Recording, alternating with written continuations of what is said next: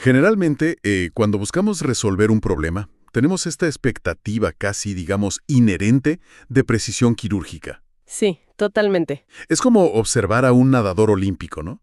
Si quiere mejorar su técnica, pues no se sienta a leer un manual de hidrodinámica. O sea, simplemente se lanza al agua y ajusta la brazada. Claro, buscas la relación directa de causa y efecto. Exacto. El problema se identifica, aplicas una técnica específica y listo, solucionado. Y esa mentalidad mecanicista nos da muchísima tranquilidad. O sea, la mente humana siempre busca lo visible, lo tangible y sobre todo la eficiencia inmediata. Pero bueno, luego entramos al mundo de la educación, del desarrollo cognitivo y... Y ahí todo se complica. Muchísimo. De repente esas herramientas de precisión quirúrgica ya no sirven para nada. Nos encontramos frente a un panorama sumamente complejo. Así es. Y justamente hoy tenemos sobre la mesa una pila fascinante de investigaciones sobre ciencias cognitivas y neuroeducación para este análisis a fondo. Nuestra misión aquí es desentrañar cómo funciona realmente el aprendizaje en el cerebro. Que es un tema apasionante. Lo es, y sobre todo, descubrir por qué ciertas prácticas educativas que hoy nos parecen, no sé, obsoletas o frustrantes, ocultan en realidad un valor neurológico vital. Porque es un terreno donde las soluciones que parecen súper lógicas a menudo generan efectos secundarios imprevistos. Sí. Y para ilustrar esto, las fuentes que revisamos nos presentan un caso de estudio perfecto. Sí, es la historia de Clara, una profesora de educación básica, una docente profundamente apasionada por su vocación, de esas que realmente se preocupan por sus alumnos. Pero que estaba lidiando con una frustración constante, como muchos hoy en día. Claro. Clara veía que sus estudiantes simplemente no hacían las tareas escolares. O peor, las entregaban a medias, hechas a la rápida en el pasillo antes de entrar. Típico, sí. Y lo que más la alarmaba últimamente era el uso sistemático de atajos tecnológicos. O sea, sus alumnos usaban ChatGPT para generar ensayos y respuestas en cuestión de segundos. Cero esfuerzo mental. Cero. Eliminando cualquier atisbo de trabajo real. Y este es un escenario que refleja una crisis muy actual en las aulas, ¿eh? Es esta percepción generalizada de que la tarea, el trabajo en casa, se ha vuelto un mero trámite burocrático. Una batalla constante en los hogares, básicamente. Exactamente. Solo genera fricción. Frente a esto, Clara llegó a una conclusión que, bueno, en papel parecía brillante por su simplicidad. Cortar por lo sano. Literal. Convencida de que las tareas solo generaban el estrés innecesario y promovían la trampa, tomó una decisión radical y eliminó por completo las tareas de su clase. Cero trabajo para la casa. Así es. Sonaba la campana y el aprendizaje terminaba ahí.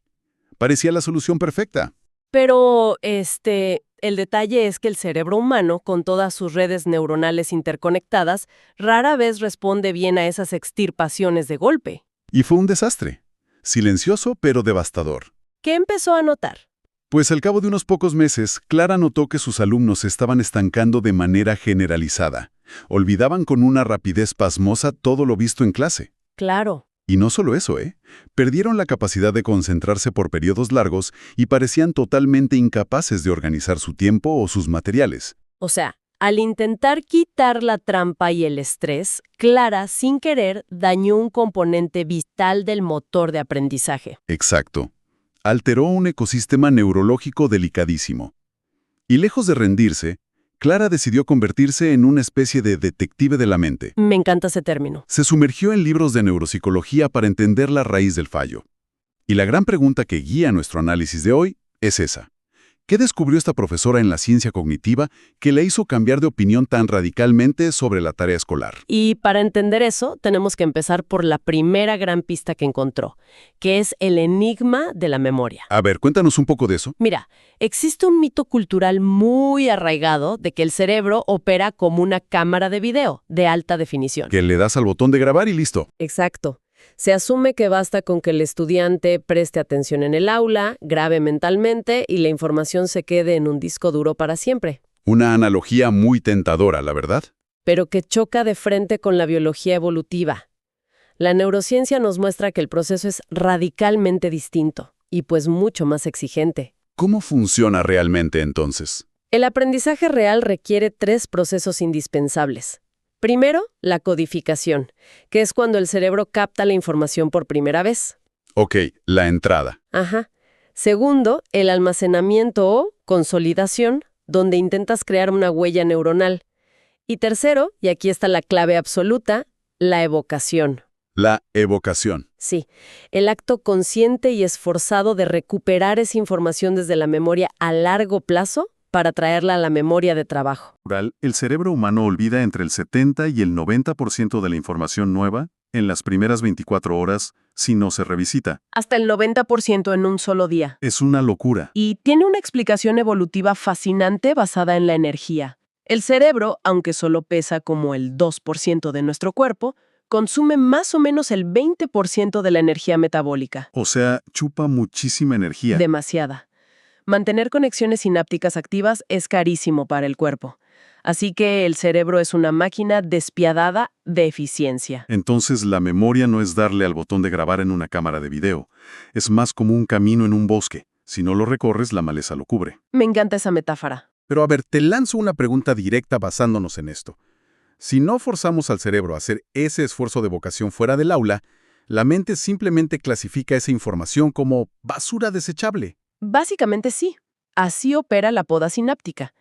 Si un estudiante escucha sobre el ciclo del agua, las neuronas se activan, ¿no? Ajá. Pero si sale del aula y nunca más tiene que esforzarse por recordar eso, el cerebro dice, esto no sirve para sobrevivir, y deshace la conexión. Adiós información. Exacto. Al eliminar las tareas, Clara eliminó lo que llamamos práctica espaciada. Claro.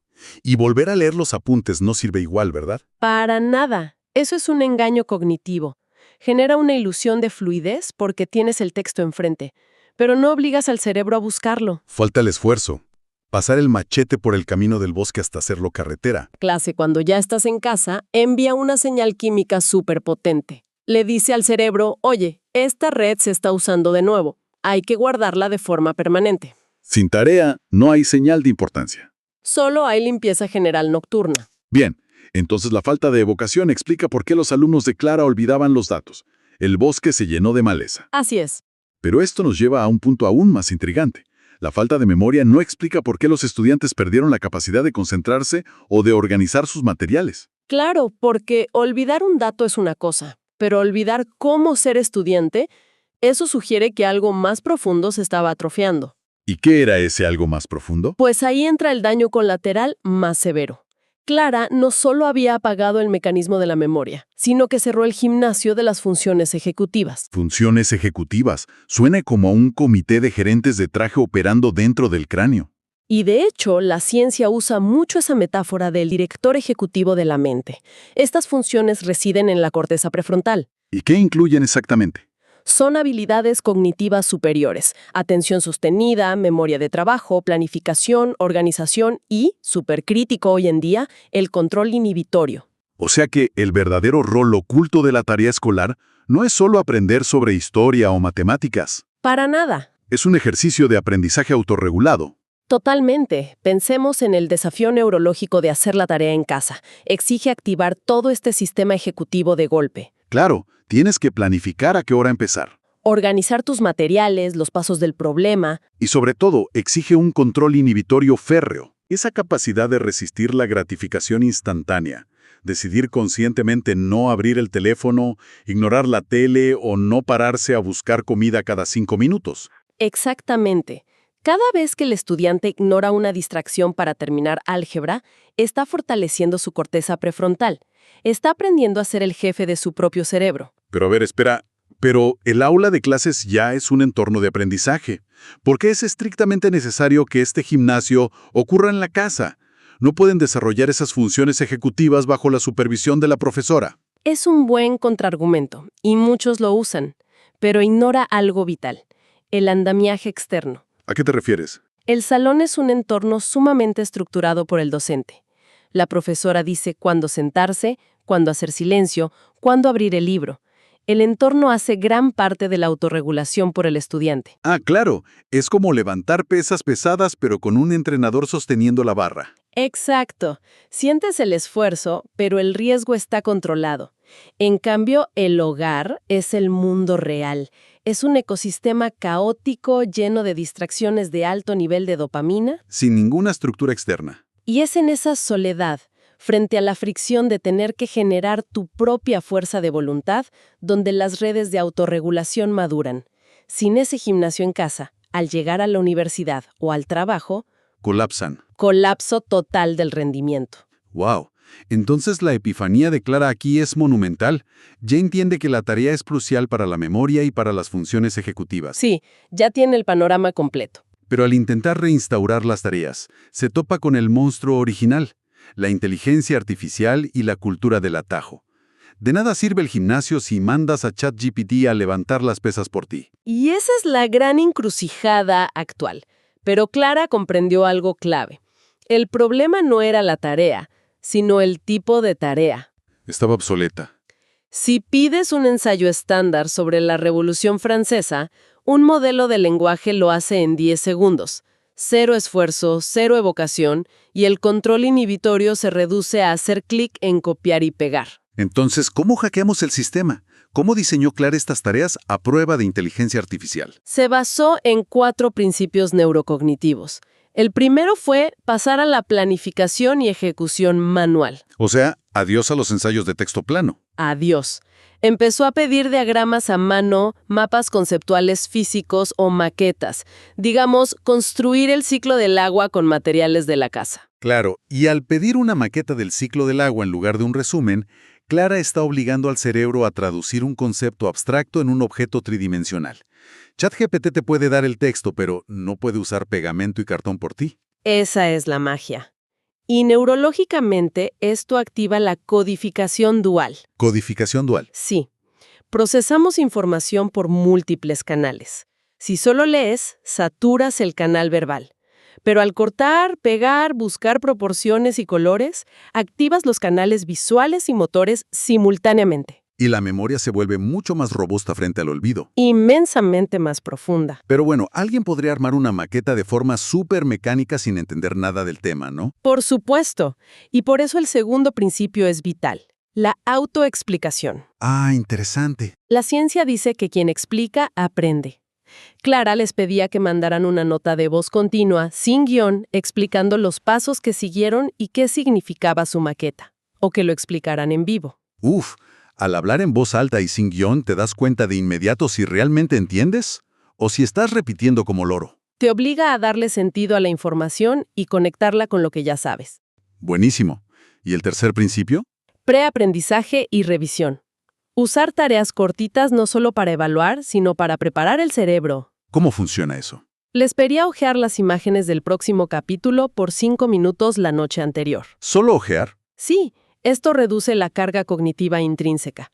Crea familiaridad, un terreno receptivo, para que al día siguiente la memoria de trabajo no se sature. Y además, metía mini repasos de temas viejos para mantener la práctica espaciada. No riega las semillas antiguas para que la maleza no crezca. Me encanta. Nos falta un principio. El cuarto es la búsqueda de significado. Atacar la abstracción. Anclar la memoria semántica, que son los datos fríos, con la memoria episódica, que son las experiencias vividas. Un ejemplo de eso. Si el tema eran los tipos de palancas en física, no les dejaba 15 ecuaciones. Les pedía ir a su propia cocina, agarrar un cascanueces o unas pinzas y clasificar qué tipo de palanca eran, tomándoles fotos. Claro. Entonces el concepto de palanca deja de ser un párrafo aburrido y se convierte en estar parado en tu cocina con el cascanueces en la mano. Entrelazas ambos sistemas de memoria y el aprendizaje se vuelve casi imborrable. Es un cambio de paradigma espectacular. Clara pasó de ver las tareas como un castigo burocrático que generaba estrés a entenderlas como una herramienta neurocognitiva indispensable. Es esculpir el cerebro, literalmente. Desarrollar autonomía. Y creo que la relevancia de todo esto, para quienes nos escuchan, va muchísimo más allá de la escuela primaria. Definitivamente. O sea, estos principios aplican a cualquier persona. Si buscas dominar una nueva habilidad en el trabajo, retener información compleja o simplemente mejorar tu autogestión, necesitas evocación. Necesitas resistencia a la distracción. Exacto. Y codificación dual. Si huimos del esfuerzo mental, nuestra mente simplemente se atrofia. Y esto me lleva a un pensamiento final para que lo analicemos todos. Hay un concepto llamado dificultades deseables en la neurociencia. Dificultades deseables. ¿Sí? Paradójicamente, el cerebro necesita la fricción y la dificultad para consolidar conocimiento y mantener sanas las funciones ejecutivas. Entonces, si nuestro cerebro necesita este esfuerzo constante, esta fricción para crecer, Exacto. La pregunta es, ¿qué pasará a largo plazo con nuestras capacidades cognitivas adultas a medida que delegamos cada vez más nuestra memoria diaria, nuestra planificación y nuestro esfuerzo analítico en asistentes de inteligencia artificial? si una máquina vuela sobre el bosque por nosotros, no estamos optimizando nuestra mente, simplemente estamos dejando que nuestros propios caminos desaparezcan para siempre. Un verdadero misterio de la mente para seguir explorando. Sin duda, algo súper provocativo para pensar la próxima vez que queramos tomar el atajo fácil. Muchísimas gracias por acompañarnos en este análisis a fondo. Nos encontramos en la próxima investigación.